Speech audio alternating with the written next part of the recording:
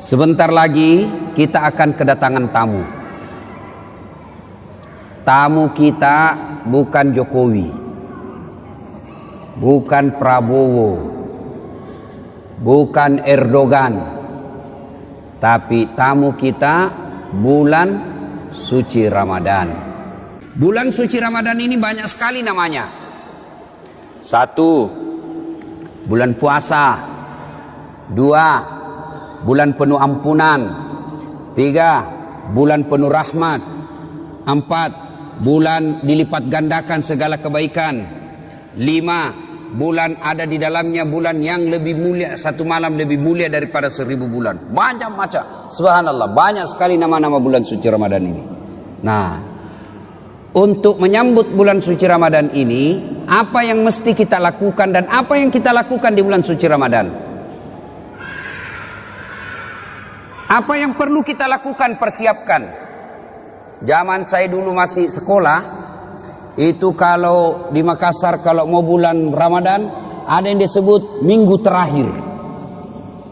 Minggu terakhir itu dia senang-senang. Dia pergi ke pantai, tenggelam, terakhir betul. Ya, ada yang ngambil band, ya, elektron, nyanyi-nyanyi, bakar jagung, macam-macam. Tapi alhamdulillah lambat laun mulai hilang itu. Maka anak-anak milenial sekarang dia gantilah dengan istilah tarhib Ramadan, menyambut bulan suci Ramadan. Cuma saya kalau ceramah ini terganggu konsentrasiku kalau banyak anak-anak lari-lari. Itu dulu lari-lari sana. Itu bedanya orang Kristen. Itu orang Nasrani kalau dibawa anaknya ke gereja, dikasih duduk itu di sampingnya. Duduk kau nak dengar itu pastor pendeta ceramah khotbah. Kalau kita duduk, ada bilang mamanya, "Pi mau main nak?" Pi gila main itu anaknya.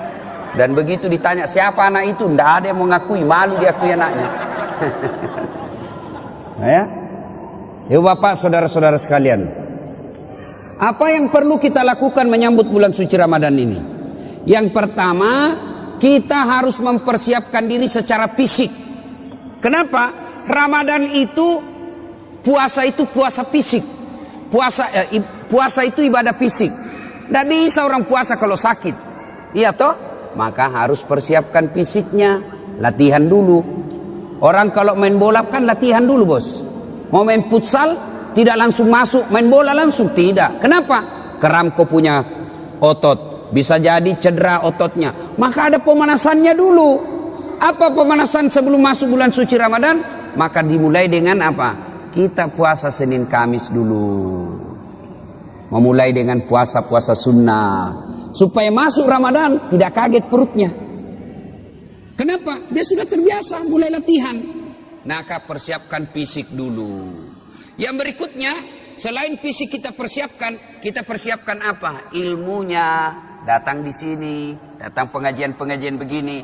Maka adik-adik sekalian, bacalah ilmu, baca kitab. Supaya apa? Masuk Ramadan kita tidak bingung. Adik-adik remaja, belajar fikih, belajar mana yang memakruhkan puasa, mana sunnah-sunnah yang lebih bagus, mana yang mengurangi pahala. Puasanya tetap sah tapi kurang pahalanya. Bagaimana hukumnya mimpi basah ketika siang hari?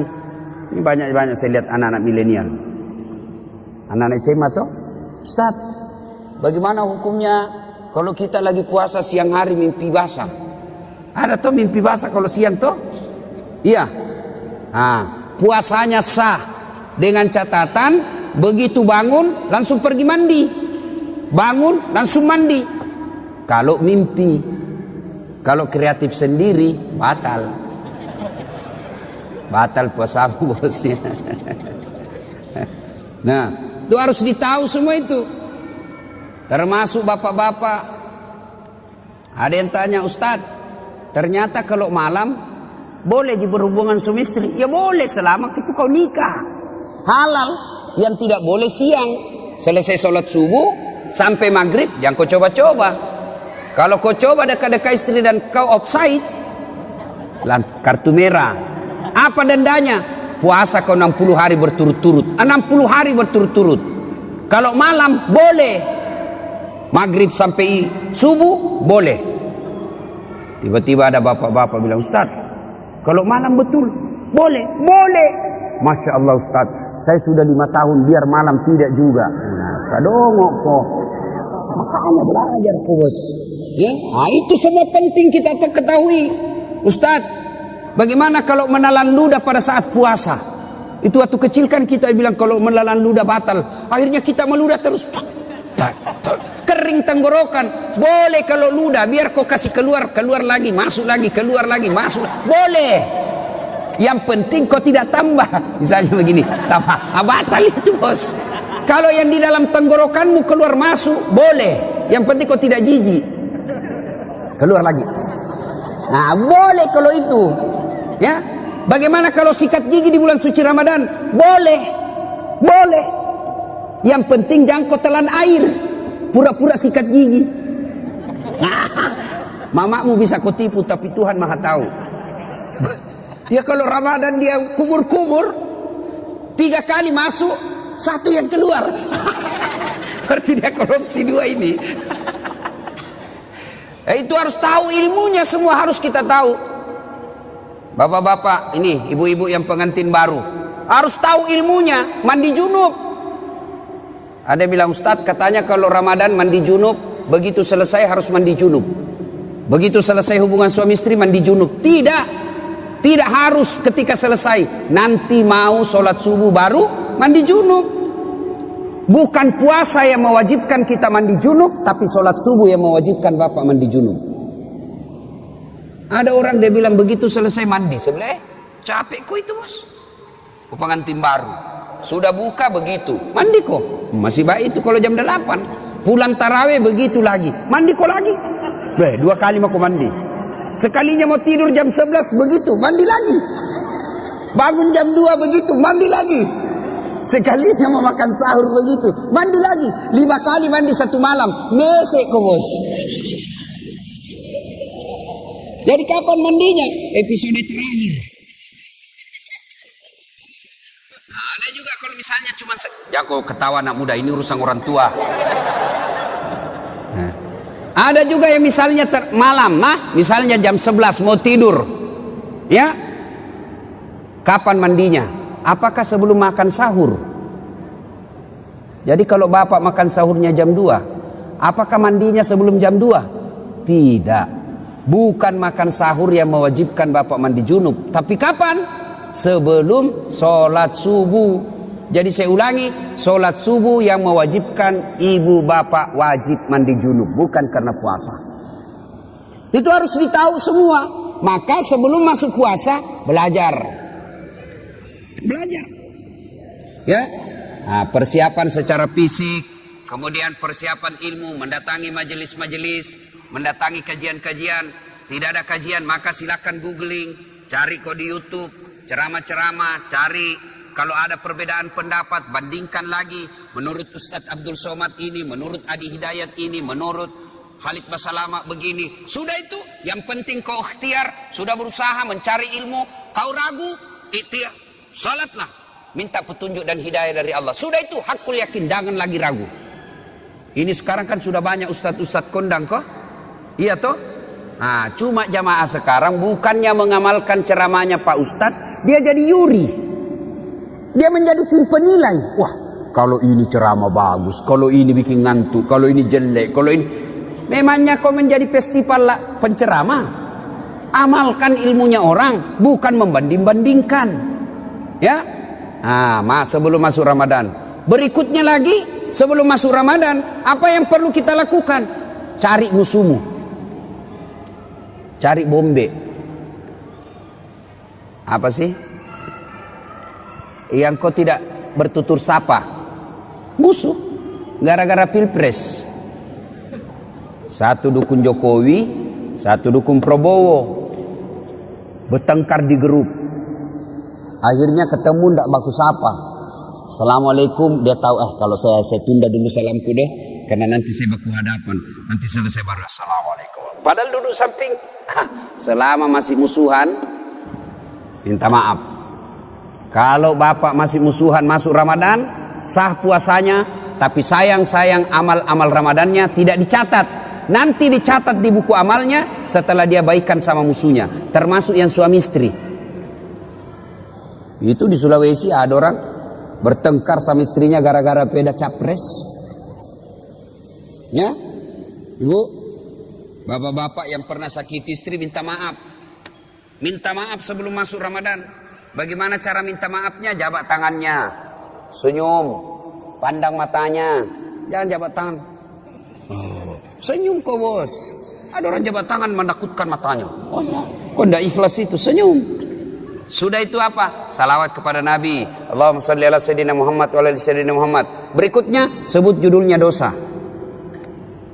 Bu, maafkan saya bu. Kata istrinya, kenapa pak?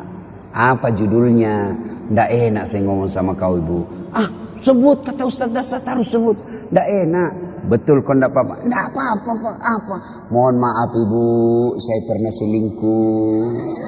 Dia bilang istrinya, nggak apa-apa bang, saya maafkan. Memang begitulah makhluk biasa, namanya manusia. Kadang-kala kita hilap. Saya maafkan bang, karena 2 bulan yang lalu saya juga selingkuh. Ya, nah selain itu Bapak Ibu sekalian, maka selain ya, pertama persiapkan ilmu, persiapkan fisik, bersilaturahim. Itu yang kita lakukan. Nah, masuk Ramadan, maka yang harus banyak kita lakukan, pertama banyak-banyaklah berdoa. Doa kadang-kala tidak diijabah gara-gara apa? Kita tidak tahu etika dan tata cara dalam berdoa. Kita harus tahu apa penyebabnya doa cepat-cepat diijabah. Saya ingin menceritakan sebuah kisah yang pernah dituturkan oleh Rasulullah Muhammad SAW. Abdullah bin Umar berkisah. Abdullah bin Umar ini anaknya Umar bin Khattab. Dia bercerita, Abdullah bin Umar, suatu kali kami mendengar Rasulullah SAW berkisah bahwa ada 3 orang pemuda melakukan musafir, perjalanan jauh. Tiba waktu malam, maka mereka mencari penginapan, tidak ada rumah. Maka mereka nginap di dalam gua. Tahu gua? Tahu gua, Dek? Tahu? Ah, itu batu lubang dalam gunung. Masuklah mereka bertiga, karena waktu itu tidak ada hotel.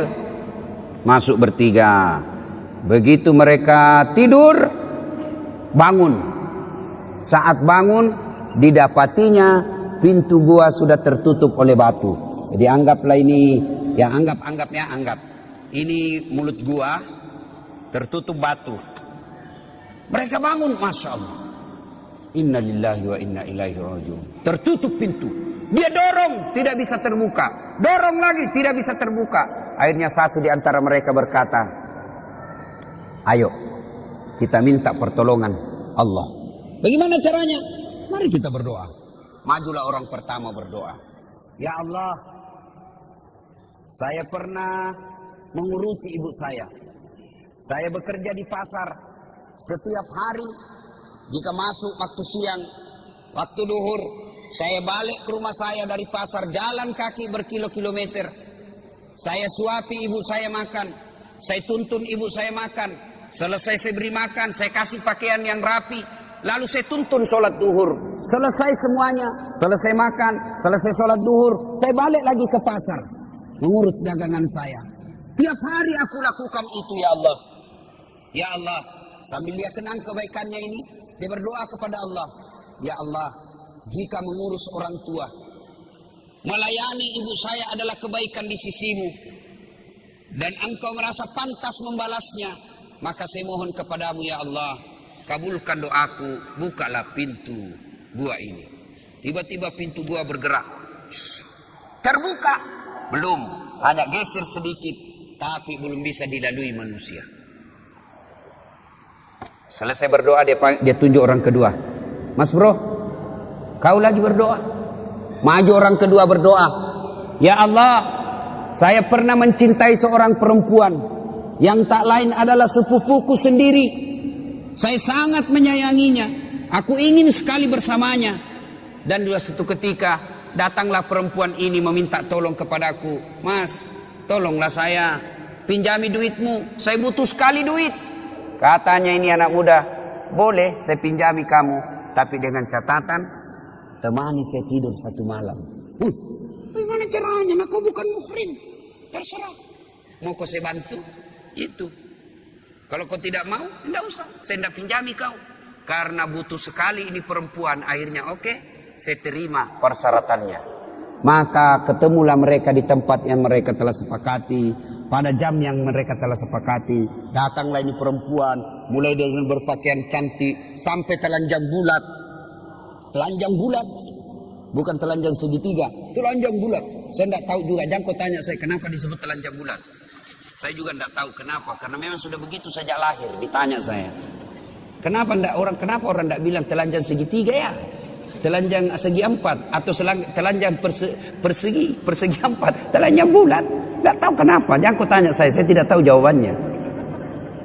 Dia sudah telanjang bulat ini perempuan, ini laki-laki sudah mau mendatanginya. Tiba-tiba laki-laki ini seolah-olah melihat rambu lalu lintas. Huruf P silang warna merah. Dilarang parkir. Oh, tidak jadi ini laki-laki. Astagfirullah. Dia tinggal, dia palingkan pandangan. Dia bilang, ini duit, ambil ini duit. Bagaimana? Tidak jadi. Terlanjur nih. Tidak jadi. Jadi, kau tidak usah utang, ambil saja ini duit. Saya bantu kau lillahi ta'ala. Kira-kira kalau kau bos, tak kalah nih deh. Masya Allah. Dia tinggalkan sambil mengenang kebaikannya itu. Lalu dia berdoa kepada Allah, ya Allah, jika pada saat itu saya mampu mengendalikan diri, saya tidak berzina padahal dia sudah di depan mata saya tidak berzina karena saya takut kepadamu ya Allah. Jika itu adalah kebaikan di sisimu, saya mohon kepadamu ya Allah, kabulkan doaku, bukalah pintu ini. Akhirnya bergetar lagi tuh pintu gua, tapi belum bisa dilewati. Maju orang ketiga, kau yang terakhir. Majulah orang ketiga. Ya Allah, saya pernah punya pegawai. Sebelum dia gajian dia pergi merantau. Maka aku simpanlah dia punya gaji bulanan. Gaji bulanan itu kemudian saya belikan seekor kambing perempuan, kambing betina hamil tidak ada suaminya. Kenapa ketawa? Namanya juga kambing. Wajar, masa ada kambing akad nikah? Tapi sekarang banyak tuh cewek saingan sama kambing. Hamil tidak ada suaminya, deh beleng-beleng. Kambing. Lalu saya pelihara dengan baik. Mulai dari 1 ekor. Beranak pinak menjadi puluhan ekor. Kemudian menjadi ratusan ekor. Pada saat jumlahnya sudah ratusan ekor, datanglah pegawai saya ini menagih dan meminta gajinya. Mana gajiku? Lalu dia berkata, tuh gajimu, tuh ada di kambing. Ada semua itu kambing di lapangan. Maksudnya apa? Itu gajimu itu hari yang duitmu saya belikan kambing lalu beranak pinak. Itu semua kambingmu itu. Benar, iya itu kambingmu semua ini. Iya ambil semua. Dia ambil semua itu kambing, tidak tersisa satupun. Ini juga orang tidak tahu berterima kasih. Masa kau tidak simpan 1 ekor? Diambilnya semua. Ya Allah, jika mau melihara amanah, jika memelihara amanah dan tanggung jawab adalah kebaikan di sisimu, dan itu patut mendapat balasan, maka balaslah kebaikanku ini dengan mengabulkan doaku, ya Allah, bukalah pintu gua ini. Alhamdulillah pintu gua bergeser. Alhamdulillah lagi mereka sudah bisa keluar. Nah, ini hadisnya Imam Bukhari pada nomor hadis kalau saya tidak salah 119. Dikisahkan ini. Nah, dari kisah ini apa pelajaran yang bisa kita ambil? Apa pelajaran yang bisa kita petik dari kisah ini? Pertama, ternyata tidak ada manusia yang tidak ada masalahnya. Adik-adik, ada enggak di sini yang tidak ada masalahnya? Ada? Jatuh cinta. Apa masalahmu? Dia suka enggak saya? Nah, sudah disuka, selesai masalahmu? Belum. Lamar. Dia terima enggak saya? Sudah dilamar, selesai masalah? Tidak, masalah baru. Apa? Uang panai. Orang Bugis uang panai, cocok enggak? Oke, diterima uang panai, masalah selesai itu, menikah. Sudah menikah, selesai masalah? Tidak. Apalagi mau punya rumah. Sudah punya rumah, selesai masalah? Tidak. Mau punya anak. Sudah punya anak, selesai masalahnya? Tidak. Langsung tua dilihat istrinya, jelek lagi dilihat istrinya. Mau lagi kawin lagi. Coba, orang tidak ada masalah, semua ada masalah. Bahkan ini saya lihat semua ini muka-muka penuh masalah ini semua ini. Yang paling banyak masalahnya sekarang itu caleg yang tidak terpilih dan banyak utang balihonya. Itu paling banyak masalahnya itu.